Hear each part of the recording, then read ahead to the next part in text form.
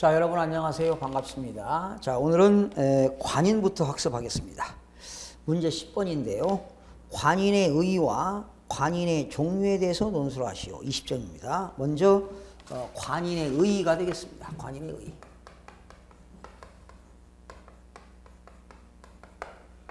그러면 관인의 의의에서 뭐가 나올까요?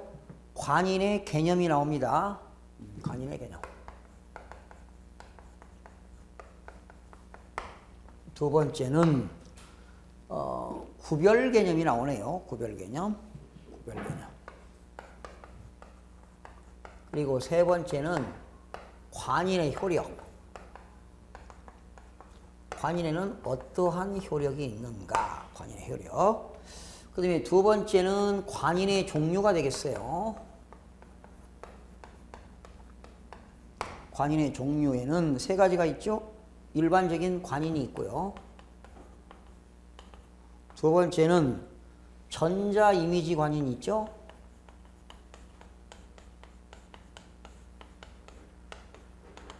세 번째는 특수 관인이 있습니다. 이 정도 답안 작성을 해보면 되겠네. 관인의 의의, 문제는 관인의 의의와 관인의 종류를 알아라. 옛날 1회 때 일부가 나왔어요. 1회인가 2회인가. 근데 관인의 개념, 구별 개념, 관인의 효력, 또 관인의 종류에는 관인이 있고 전자 이미지 관인이 있고 특수 관인이 있다. 자, 관인의 개념부터 보실까요? 관인하게 되면 소위 정부기관에서 공식 문서에 사용하는 도장이지 뭐. 그죠? 거기 나왔죠. 정부기관에서. 필기 생략합니다. 줄 쳐보세요. 정부기관에서 공식 문서에 사용하는 인장을 말한다. 지금 거기 제일 20조구에 보면 행정 업무의 효율적 운영에 관한 규정을 뭘로 고치라고 그랬습니까? 행정 효율과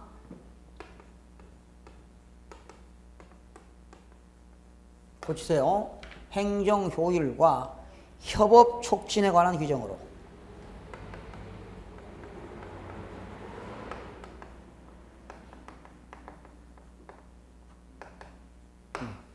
행정의 효율과 협업 촉진에 관한 규정으로 규정에서는 그렇게 고쳐주시고 합의제 행정기관 명의로 발신하거나 교부하는 문서. 이건 청인이죠. 청인.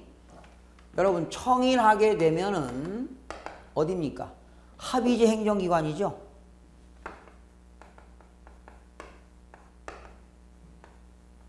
합의제 행정기관은 무슨 뭐 방송통신위원회 이런 걸 말하는 거예요. 독임제 행정기관은 이런 중앙행정기관을 말하는 겁니다. 그 다음에 행정기관장이 찍는 건 뭐라고 합니까? 직인이라고 하죠. 직인. 중앙행정기관장, 행정기관장이 찍는 도장은 직인이라고 합니다. 그리고 이따가 밑에 보면 공인이라는 말이 있는데요. 공인은 시장군수구청장, 지방자치단체장이 찍는 도장은 공인이라고 하죠. 여기서 말하는 이건 중앙행정기관이고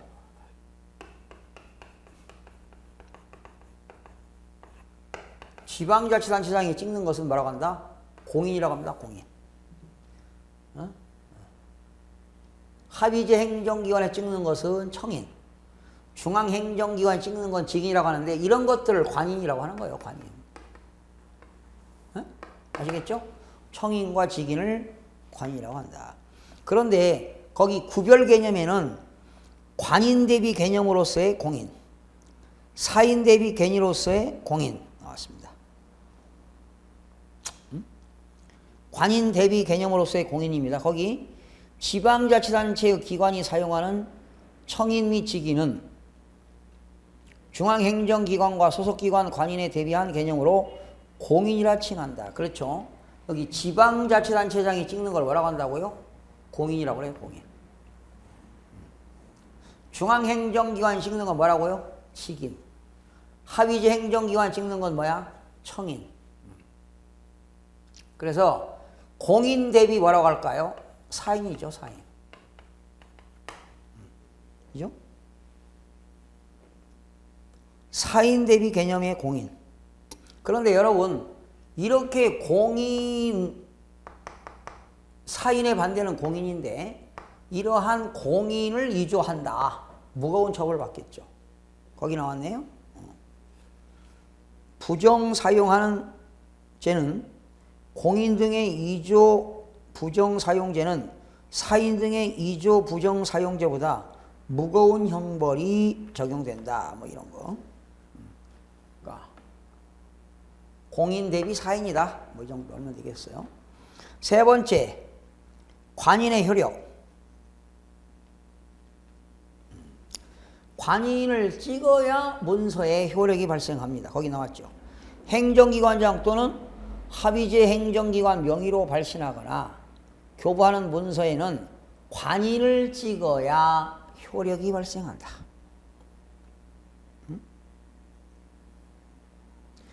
관인이 없다면 관인이 날인되지 아니한 문서는 뭘로 보느냐?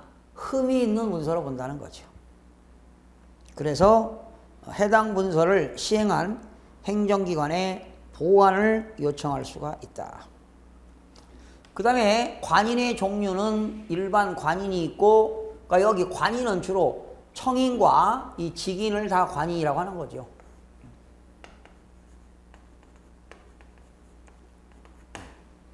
이러한 관인의 종류에는 관인, 전자 이미지 관인, 특수 관인. 왜? 이 청인, 직인을 다 뭐라고 하니까?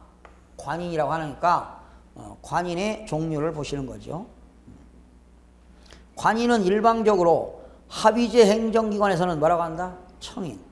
독임제 행정기관에서는 뭐라고 한다? 직인을 비치하여 사용한다. 그게 관인이 되겠어요. 그죠? 합의제 행정기관에 찍는 청인과 일반 중앙행정기관에 찍는 직인을 뭐라고 한다? 관인이라고 한다. 전자이미지 관인은 전자문서에 사용하기 위하여 관인의 인형이라는 게 뭐예요? 인형. 인형. 그림자 형자죠, 이게. 그림자 형자. 헷갈리네. 인형. 인형을 컴퓨터 등 정보 처리 능력을 가진 장치에 전자적인 이미지 형태로 입력 사용하는 것이 전자 이미지 관인이다. 특수관인은 뭘로 구분이 되나요? 특수관인?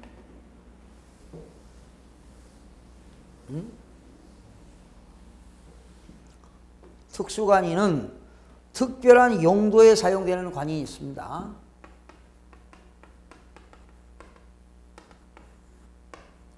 특수관인에는 특별한 용도에 사용되는 관인.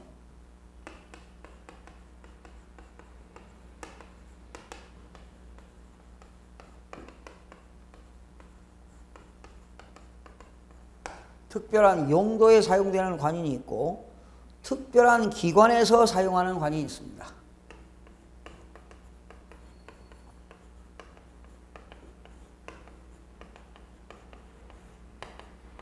특별한 용도에 사용하는 관인은 뭐가 있는가? 유가증권 같은 거요.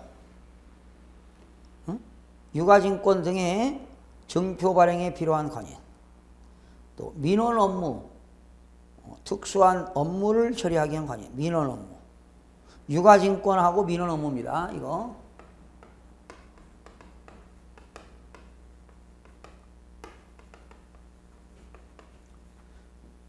국세청장인 해놓고 밑에다가 민원 업무라고 하는 경우도 있어요. 그 다음에 분리된 청사에서 사용하는 관인. 경기도가 수원에도 도청이 있고 제2청사가 의정부에 있습니다. 분리된 청사에서 사용되는 관인. 그리고 세입징수관, 공무원의 직인입니다. 세입제출 징수관이라는 게 있어요.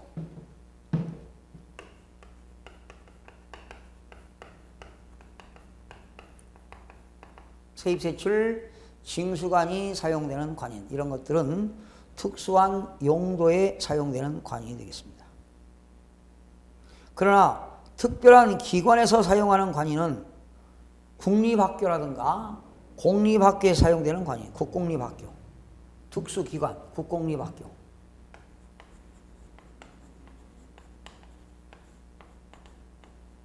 국공립학교. 두 번째는 외교부 및 재해공간, 외교 문서에 사용하는 관인, 재해공간.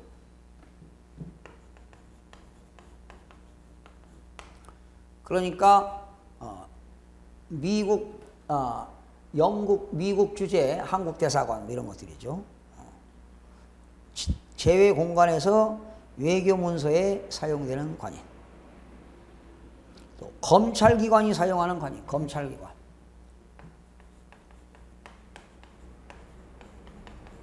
검찰기관에서 사용하는 관인. 또 군기관에서 사용하는 관인, 군기관. 군기관에서 사용하는 관인. 이렇게 특별한 기관에서 사용하는 관인입니다. 국공립학교에서 사용되는 관인, 재외 공간에서 사용되는 관인, 검찰기관에서 사용되는 관인. 특별한 기관에서 사용하는 관인들은 특별한 기관에서 사용하는 관인이다. 특별한 용도에 사용되는 관인은 유가증권 등 특수한 증표 발행에 사용되는 관인, 민원 업무 등 특수 업무를 처리하기 위한 관인, 분리청사에서 사용되는 관인, 또 세입징수관, 세입세출 징수관 등 공무원들이 찍는 직인, 이런 것들이 특수한 용도가 되겠고, 특별한 기관 나와 있습니다. 그래서 관인의 의의와 관인의 종류를 살펴봤고요. 정리합니다. 관인의 개념, 구별 개념. 관인의 효력은 도장을 찍어야 공문서에 효력이 있는 거지요. 관인의 종류에는 관인, 전자 이미지 관인, 특수관인. 특수관인은 특별한 용도에 사용되는 관인, 특별한 기관에서 사용되는 관인. 특수관인에는 용도에 사용되는 관인이 있고 기관에서 사용되는 관인이 있다. 이렇게 보시면 되겠네요. 자, 11번으로 넘어갑니다. 협업 시스템의 개념과 기대 효과, 그리고 협업 시스템의 구축 운영에 대해서 약술하시오. 자, 먼저 협업 시스템의 개념이 나왔습니다. 부처 간에 협업하는 거죠. 협업 시스템의 개념, 그 다음에 기대 효과, 그리고 협업 시스템의 구축 운영, 이런 것들이 나와 있습니다. 협업 시스템의 개념이 나왔는데요. 뭘까요?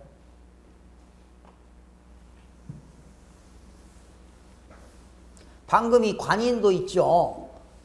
한 8분 정도의 모범 답안을 여러분들이 작성해 보세요. 보고, 그리고 다시 안 보고 모범 답안을 작성하는 훈련을 하셔야 높은 점수를 받을 수가 있습니다.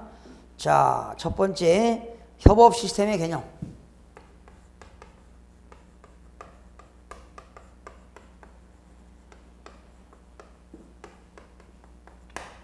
협업 시스템의 개념은 뭐냐?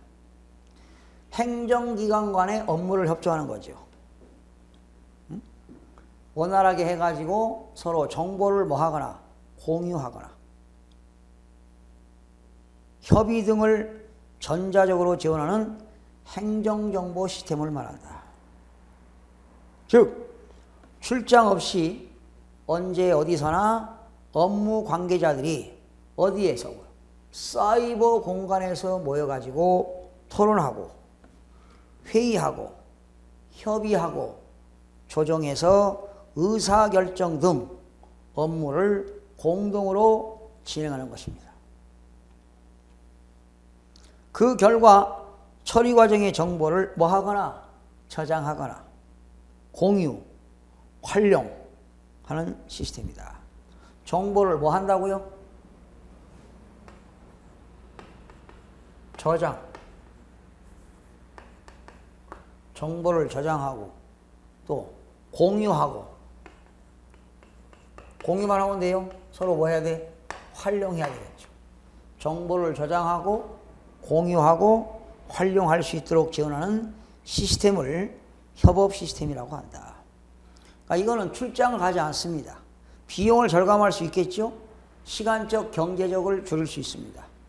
출장 없이 어디서나 사이버 공간에서 뭐하고? 토론하고 또 회의하고 협조하고 조정하고 의사결정을 하는 겁니다. 두 번째, 협업 시스템의 기대 효과입니다.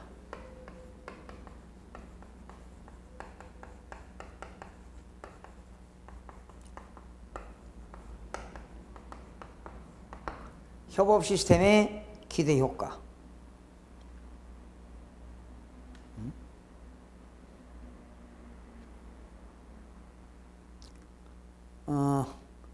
기관 간의 협조가 뭐가 되는 거예요? 활성화되겠죠.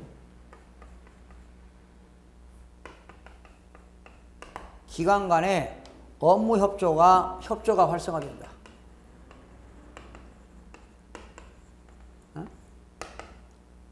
협업하기 때문에 협조가 활성화가 된다. 불필요한 출장 근무를 최소화한다. 그죠? 출장 근무 최소화.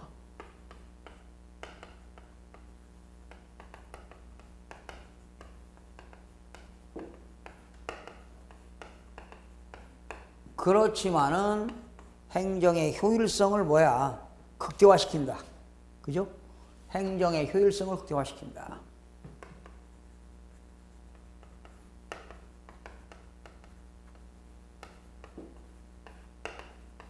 행정의 효율성을 극대화시킨다. 또 뭐 할 수 있나요? 영상회의 하는 거지, 영상회의.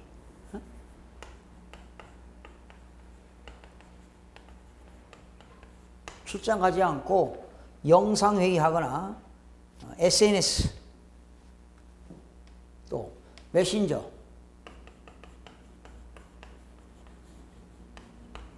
아니면 SMS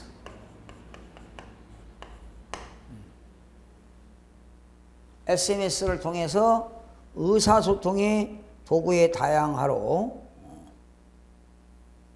시간, 공간상 제약을 제거하여 바로 뭡니까? 비용을 절감한다는 거죠. 비용 절감. 응? 비용을 절감하고 생산성을 뭐 한다? 향상시킨다.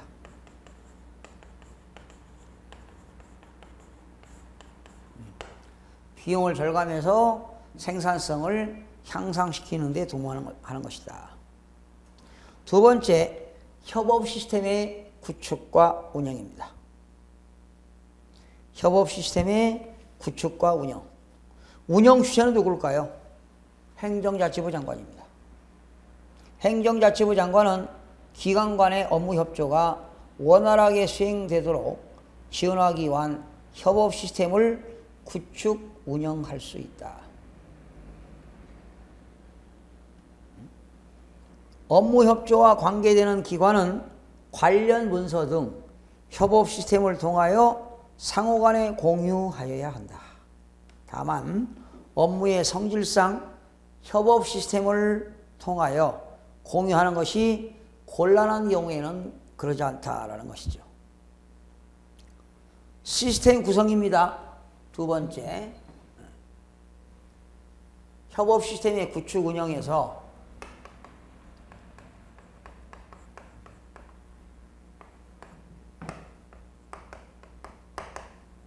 첫 번째는 운영 주체가 나왔죠. 운영 주체. 운영 주체는 행정자치부 장관이 되겠고, 두 번째는 시스템을 구성하는 겁니다.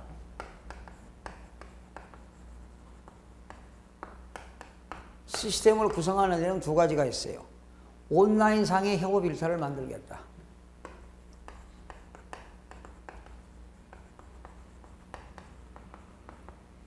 온라인상에서 협업 일터를 만들겠고, 두 번째는 통합 의사소통 환경입니다.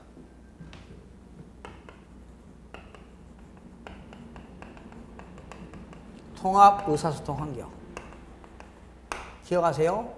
시스템 운영에는 온라인상의 협업 일터, 두 번째는 통합 의사소통을 만들겠다. 거기 2번 보니까 통합 의사소통 환경은 사용자 간 실시간 의사소통을 지원하기 위하여 메신저, SMS 등 UC, 바로 UC라고 하는 건 뭡니까? 유니파이드, 통합된 의사소통입니다. UC라고 하는 것은 Unified Communication,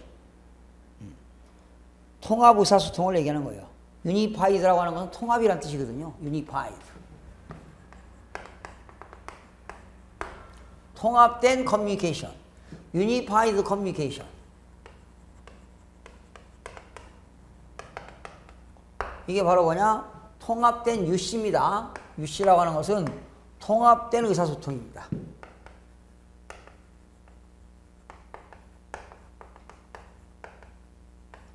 UC, 통합된 의사소통. 도구를 사용하는 협조체계를 구축하는 것이다. 거기 나왔네.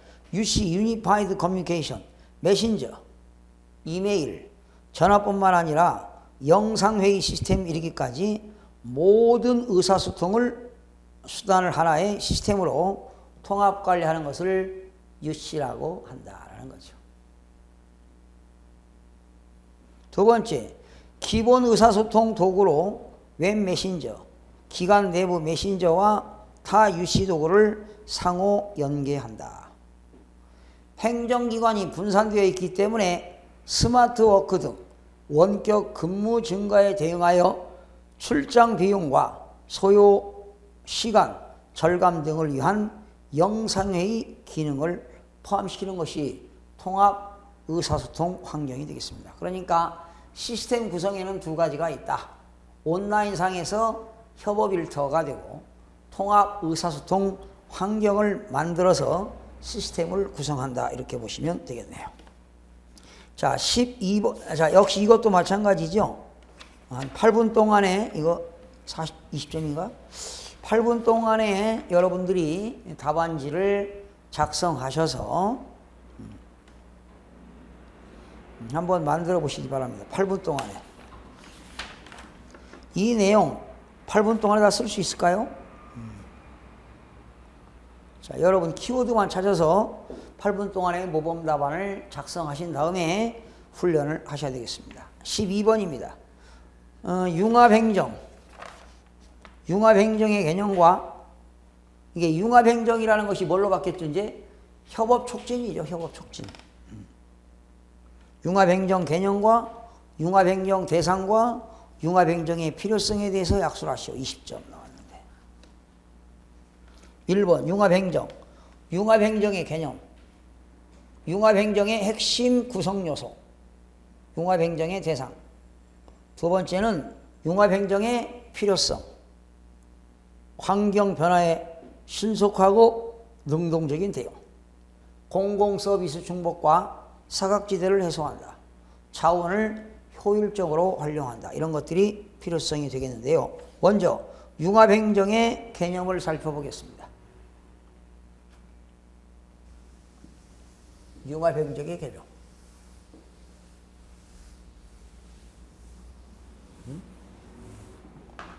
융합행정의 개념. 1번 융합행정.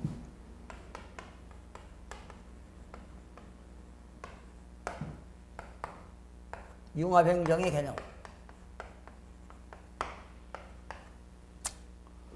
두 번째는 융합행정의 핵심 구성요소.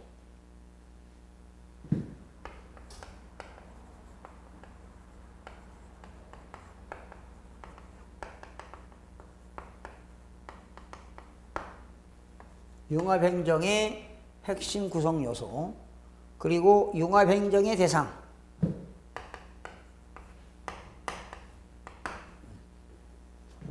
두 번째는 융합행정의 필요성입니다.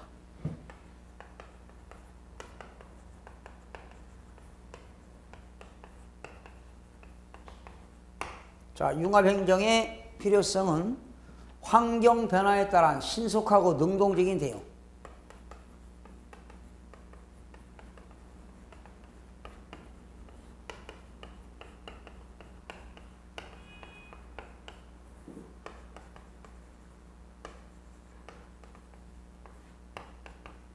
환경 변화에 따른 신속하고 능동적인 대응. 공공 서비스 중복과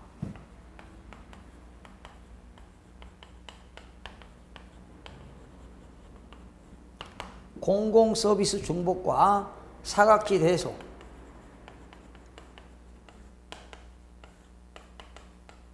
공공 서비스 중복과 사각지 대소. 그리고 자원의 효율적 활용입니다.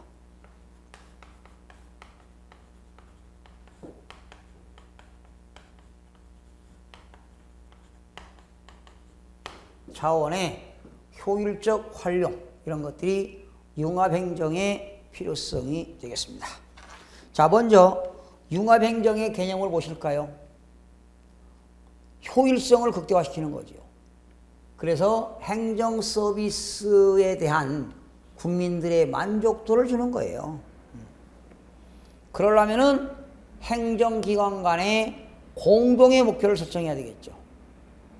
또 행정기관 간의 기능을 연계해서 아까 행정의 협업이죠. 이게 바로 융합행정의 행정의 협업입니다.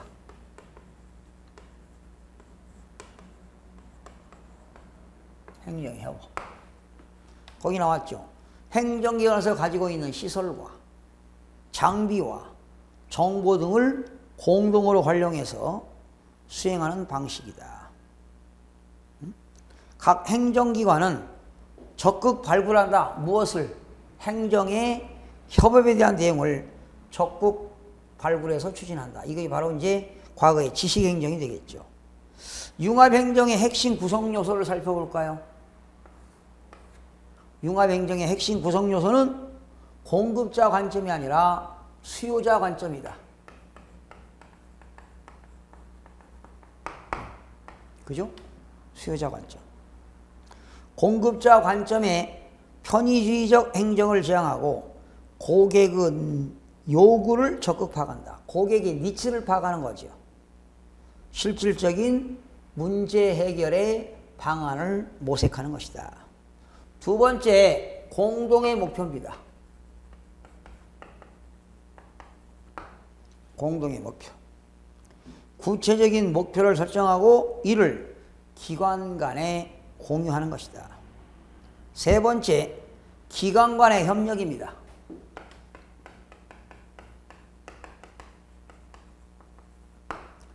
행정기관 간에 서로 뭐 해라? 협력해라. 목표의 달성을 위해서 각 기관의 기능을 효율적으로 연계하거나 시설과 장비와 정보 등을 공유하고 공동으로 활용하는 것이다. 그리고 네 번째는 새로운 가치 창출입니다. 새로운 가치를 창출해라. 비용은 낮추면서 더 빠른 속도를 내고, cheaper, 비용은 낮추면서 faster, 더 빠른 속도를 내서 더 better, 더 좋은 공공 서비스를 제공하여 바로 시너지 효과를 창출하는 것이다. 시너지 효과. 시너지 효과를 창출한다. 이것이 새로운 가치 창출이 되겠습니다. 다시요. 융합행정의 핵심 구성 요소. 수요자 관점에서 고객의 니치를 파악해라. 그리고 그런 수요자들의 실질적인 문제 해결에 역점을 두어라. 두 번째는 공동의 목표입니다. 구체적인 목표를 설정하고 기관 간에 공유하고, 또 목표를 달성하기 위해서 기능을 효율적으로 연계하기 때문에 행정기관에서 가지고 있는 시설과 장비와 정보를 공유하고 공동으로 활용하는 겁니다. 새로운 가치 창출입니다. 비용은 낮추면서 더 빠른 속도로 더 좋은 공공 서비스를 제공해서 시너지 효과를 창출하는 것이다. 세 번째, 융합행정 대상이라고 하는 것은 바로 이거와 마찬가지입니다. 행정협업의 대상이라고 보시면 되겠습니다. 융합행정 대상은 기관 간의 연계, 교류, 협력 등이 필요한 분야, 또 행정지원, 공동활용 분야가 있다. 바로 전자의 경우는 어떤 걸까요? 기관 간에 협력하는 건 뭘까요?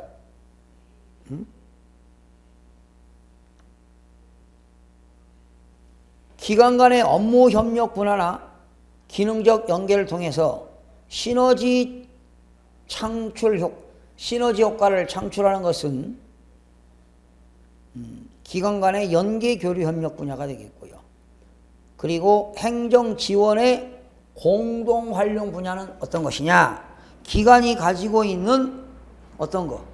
콜센터, 시설, 장비, 특히 헬기라든가 기상 레이더 이런 것들을 공동으로 활용하는 분야가 바로 뭐냐? 행정 지원의 공동 활용 분야가 되겠습니다. 그러니까 융합행정 대상에는 두 가지가 있는 거죠.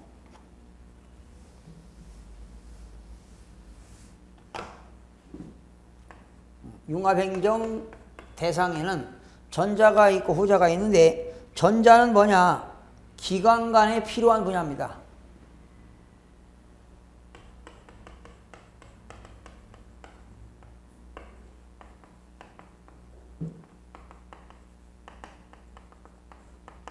기관 간 연계 등 필요한 분야가 있고, 두 번째는 행정지원 공동 활용 분야입니다.